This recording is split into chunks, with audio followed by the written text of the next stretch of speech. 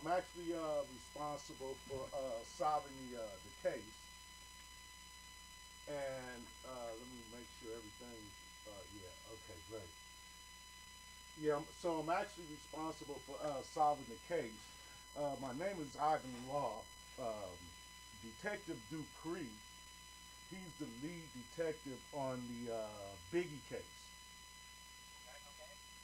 And I was able to get in contact with him and let him know that I had some suspicions about Dr. Dre. Now, the reason I had suspicion about Dr. Dre is because we met at an old record label back in the late '80s, uh, named Macola Records. I walked out on the record deal, and I tried my hardest to get back in about after 1998. Ice Cube even blocked one of my opportunities on KTLA Channel 5. And so I started, after so many years of roadblocks and everything, I decided something's wrong.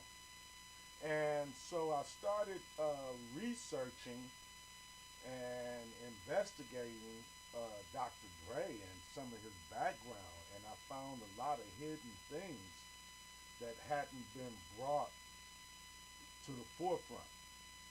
Uh, and so I called the detectives after they attacked. I had an attack July 24th, 2016. Subsequently, I was arrested because I defended myself very well. And so I was arrested. And after my trial was over and I was released, I got in contact with LAPD, and I informed Lieutenant Thompson that Dr. Dre had shot at his wife. And I said, anybody who shoots at his wife, you can't say they didn't kill anybody without a proper investigation. And so once I did that, he said, okay, I'm going to add your name to the Biggie homicide file. So this all began with a question. I have a blog out called Is Dr. Dre the Luckiest Man Alive or a Killer? So it all began with a question. And so that question, eventually, after a couple of years, that question was answered by Lieutenant Thompson. Lieutenant Thompson, he said that um,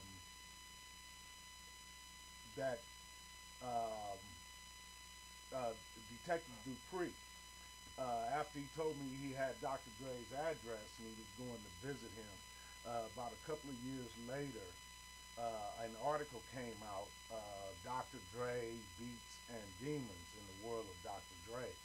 So I called him back, and he confirmed. He said, "Yeah, we're gonna get Dr. Dre, and we're gonna get Ice Cube too for the murders of Tupac and Biggie."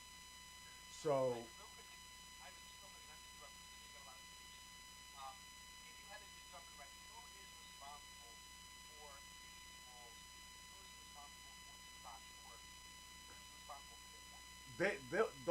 those were hits, and they've always known they were hits. So they're holding Dr. Dre and Ice Cube responsible. That's well, number one, Dr. Dre. Nobody needed Dr. Dre. Easy E was being produced by a guy named Rhythm G. Tupac was being produced by DJ Quick, and nobody needed Dr. Dre. He was fired from Death Row. The biggest lie ever told is that he left Death Row.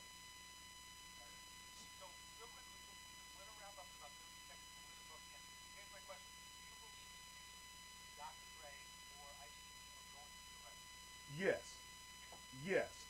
They are actively pursuing them now.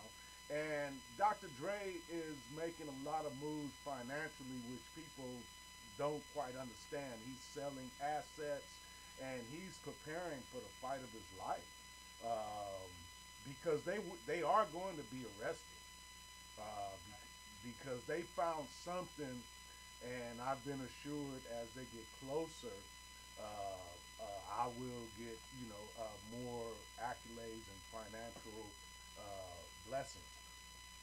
So, but go ahead.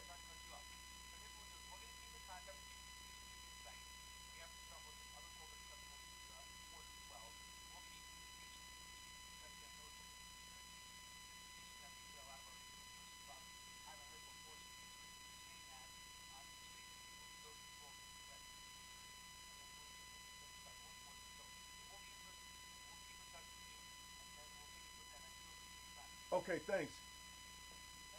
Okay, all right, bye bye.